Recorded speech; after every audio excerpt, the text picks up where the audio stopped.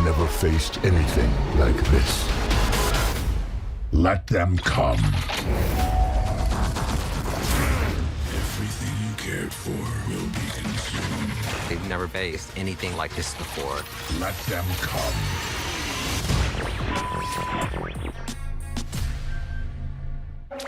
Welcome everybody, this is Common and Cam. In this video, I'm going to be breaking down the ending and the post-credit scene in the Transformers Rise of the Beast movie. Well, more like a mid-credit scene. It doesn't really tease anything in the future sequels, it just kind of teases its own movie within itself. Of course, I will be diving into spoilers, so if you haven't watched the film yet, be sure to click off and come back when you've watched the film because we're going to be talking a lot. I've got a lot to dissect about this movie, so I'll be stretching it out in the next few videos, so be sure to subscribe to get everything.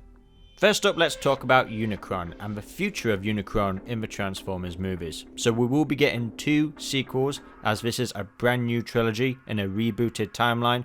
The Unicron Trilogy, so to say. So we've only just gotten a tease of Unicron, and I loved the extra touch they added by actually having the original score from the Transformers 1986 movie, the Unicron Melody by Vince DiCola. Such a great moment hearing that sound once again. It was really nice seeing him in the credits of the film. Granted, it's only playing sort of the beginning part of that track, not the whole melody, but it was still a nice touch, just giving us a glimpse of Unicron, and we do hear him speak. He does have dialogue in the film, and we actually get 2 specific homages to the 1986 movie. First up is opening up where Unicron destroys a planet, just like the opening sequence in the 1986 movie. And then also where Unicron tortures Scourge because he's failed his mission to get hold of a transwarp key, very similar to how he tortured Galvatron when he failed to get the Matrix of Leadership in that film. So it pays a lot of homages to that original 1986 movie and the whole Generation 1 continuity as a whole, not just based on design silhouettes but also musical nods. So everybody's talking about the transit deleted scene. So there was a transit bus, a Terracon named Transit, that Optimus Prime was going to fight. Transit will more likely be in the deleted scenes. Stephen Caple Jr., the director of the movie himself, made a comment about that recently. So for all you Transit fans out there, don't worry, he'll just be in the bonus scenes when it comes out on DVD. Now let's talk about that opening scene. Yes, the movie doesn't rush to show us the might of Unicron's power, his hunger, to give the other Maximals more time to escape with the transwarp key. Ape-Link, the leader of the Maximals, tries to fend off Scourge. Granted, he lasts merely just 2 seconds, which kind of makes me wonder how he is the leader of the Maximals if he can barely last against a fight with Scourge. Scourge is of course a big threat in the film, but I think he went down a little bit too easy for me.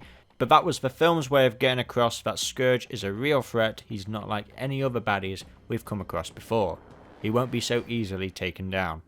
Of course, a big thing about Scourge throughout this movie is that he takes the insignias of his victims. We see him take one of Ape-Link, and then later on in the movie of Bumblebee. That has a payoff at the end of the movie when Optimus Prime takes Bumblebee's insignia back from Scourge just as Optimus Prime destroys his entire face. We got a little bit of Bayver's Optimus Prime creeping in there. Scourge's death very much reminds me of the Fallen's death in Revenge of the Fallen. Everyone talks about Scourge collecting insignias, but nobody ever talks about Optimus Prime collecting faces. Which is something to notice about Optimus Prime in this film. He's a lot more aggressive, or more like desperate, because he feels bad about the Autobots being stranded on Earth for at least 7 years. He's in a desperate need to get back to Cybertron to help the other Autobots and reclaim Cybertron from the Decepticons.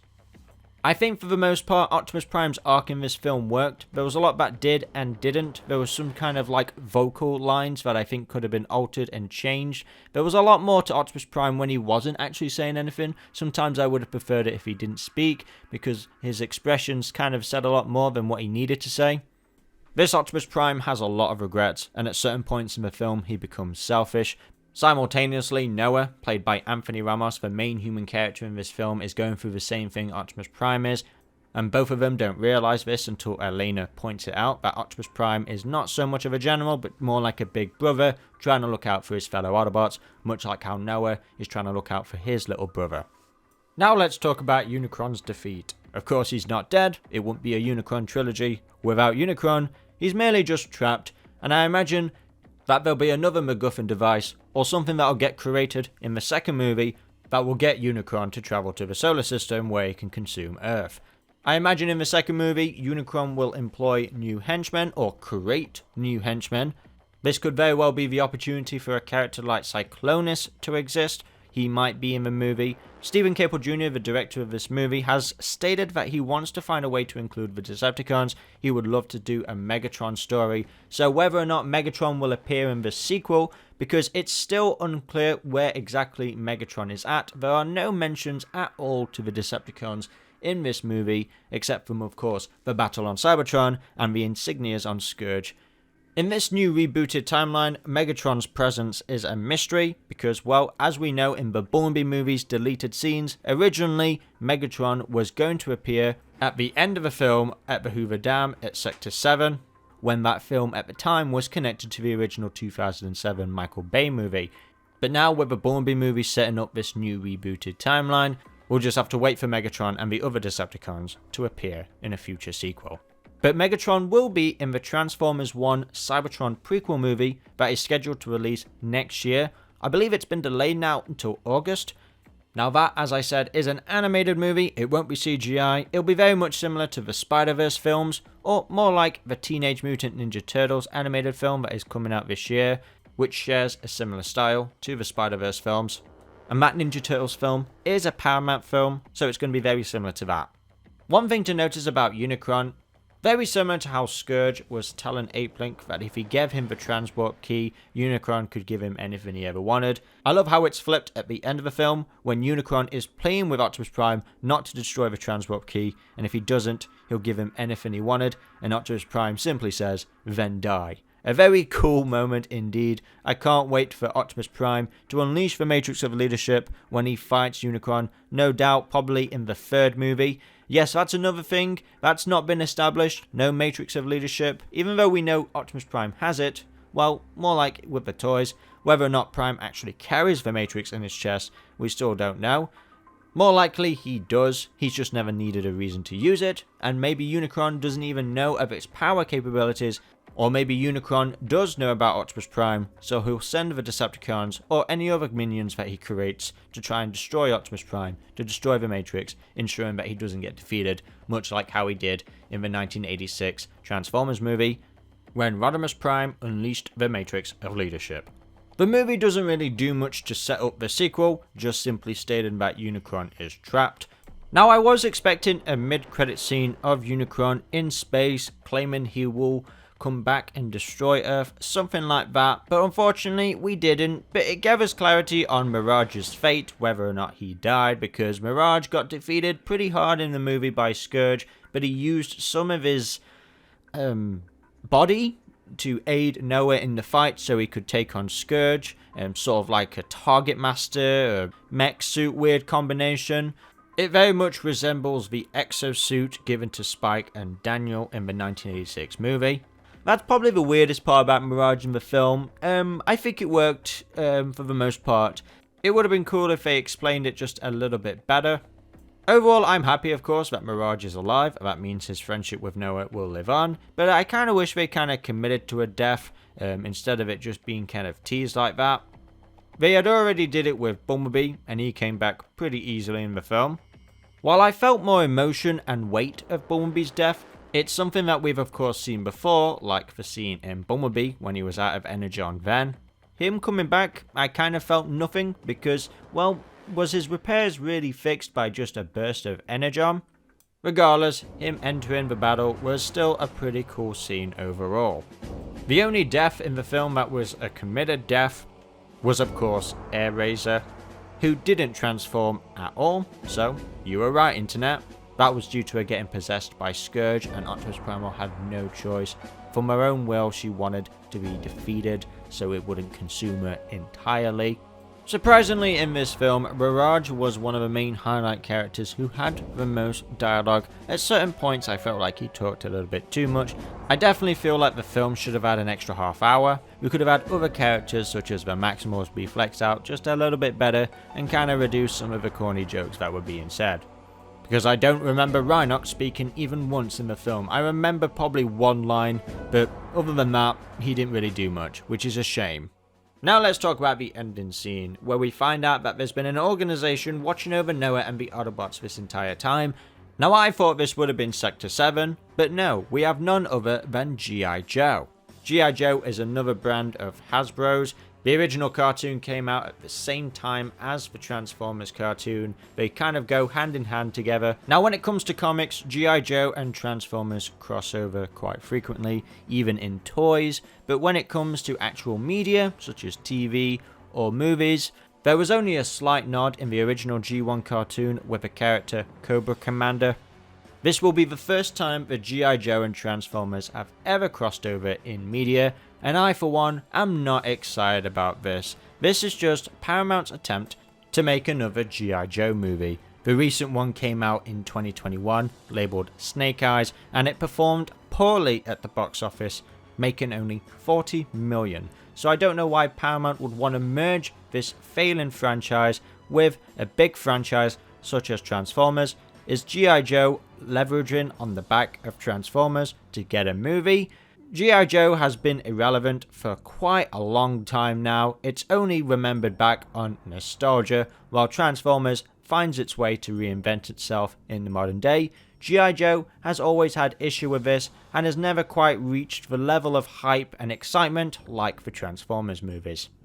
And I also have no doubt in my mind that this was due to movie producer Lorenzo Di Bavontrero, who has been a producer of the G.I. Joe movies, so I have no doubt that this wasn't Stephen Caple Jr.'s idea, this was more like his idea. So I finally figured out what he's contributed to when it comes to these films. Just that. If you want to find out why I'm not a fan of this movie producer on the Transformers movies, check out my recent video where I explain myself a lot clearly there. It actually backs up the recent report, however, that they are actually planning a crossover between the two brands. Now this is only a maybe because nothing is definitive yet. I'm guessing they want to see the response of that crossover, so if people respond positively to it or negatively, they'll ultimately decide what they should do with the G.I. Joe crossover. I for one am not a fan, and I don't think the Transformers needs the G.I. Joe to be successful. It's more like the G.I. Joe needs Transformers to be successful, which is kind of like a sad sight to see. But let me know what you think in the comment section below. What do you think about this crossover? Do you think they should go ahead with it? Now, I would like to be wrong. I would love to see G.I. Joe rebranded in the modern day. I just don't think it capsulates audiences anymore. I don't think people are really interested in a G.I. Joe movie. The recent movie proved that. But they'd have to do something really creative to bring G.I. Joe back and to make people care again. Because nobody cared about that Snake Eyes film. But I will say about the ending, they casted a good actor. I like Michael Kelly, he's been in a lot of good things, so the fact that they picked him gives me kind of a little bit of optimism of the characters of G.I. Joe, such as the casting. They just have to cast right. I don't know who Michael Kelly's character is or what significant he plays in the G.I. Joe franchise. I don't think he is a specific character at all, so we'll just have to wait and see if he's actually going to appear again. I've tried looking up his character, Agent Burke, and from what I can see, he's nowhere to be found in the G.I. Joe canon, so this is just a random agent with no significance at all. But hey, at least Noah's brother got his medical bills paid. And that pretty much sums up the ending for this movie. There isn't really too much to dive deep about because, well, it was just one big battlefield trying to stop Unicron from consuming Earth. Nothing specifically was set up to kind of tease us for a sequel. It was just more like, Unicron is trapped, and we're just going to have to wait a few years until the next movie comes out. Transformers Rise of Unicron? Nah, that'll probably be the third movie title. Who knows? I'm hoping that we get Cyclonus in the second movie. One thing I was let down about is Scourge's death. I would just love for once a baddie in these Transformers movies to survive into the next film. Other than Barricade and Megatron, it would have been good to see Scourge return in the sequels, and it would have kind of given him more of a character because he wasn't defeated so easily at the start of the film. And to me, it would have been a little bit cooler if he wasn't that easily defeated at the end of the film either. It would have been cool to see him make either a lucky escape, and say if he did fail, it would have been kind of cooler to see Unicron kill him, or reinvent him, or something like that. Let me know what you think in the comment section below. What did you think to the ending of this film? I will be talking about the rest of the movie. I will be diving full deep into spoilers on a non-spoiler and spoiler review. That will be coming out this Sunday. My initial impressions will be releasing on Saturday, so you'll be getting a lot of content throughout this weekend, so be sure to subscribe to get everything. Like I said, there are other things about this movie to dissect, so I will be stretching it into multiple videos, so be sure to hit that notification bell to get all updates instantly. I really enjoyed this film, guys. I can't wait to share more of what I have to say about this film, so until the next video, this has been Common and Cam, and goodbye.